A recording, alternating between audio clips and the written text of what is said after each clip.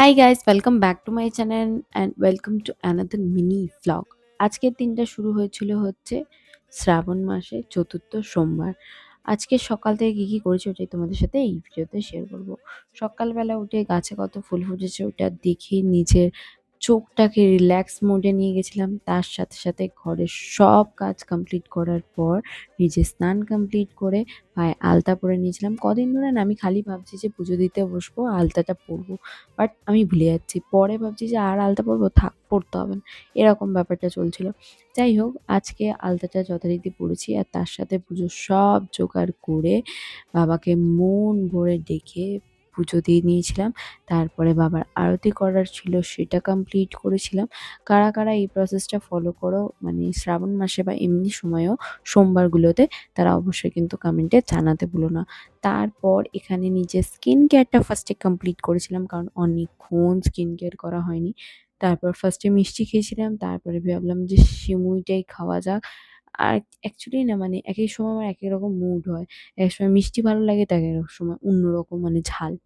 তারপরে সব ফল-টল কেটেছিলাম যেগুলো পরে খাবো বলে। সিমুইটা অল্প খাবো সেইজন্য আলাদা বাটিতে নিয়ে খেয়ে নিয়েছিলাম।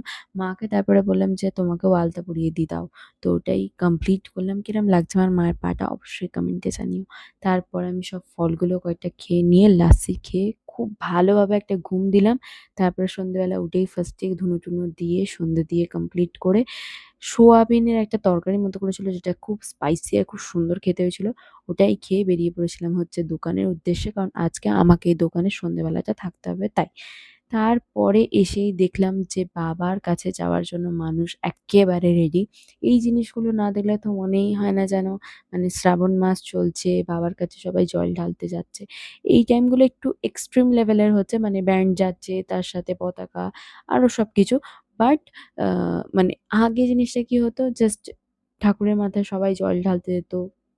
আলাদা একটা সুন্দর ভাইবস থাকতো। এখনো আছে সেটা বাট নাচ-টাচ এখন এইগুলো আরকি ব্যান্ড-ফ্যান্ড মানে বেশি বেড়ে গেছে।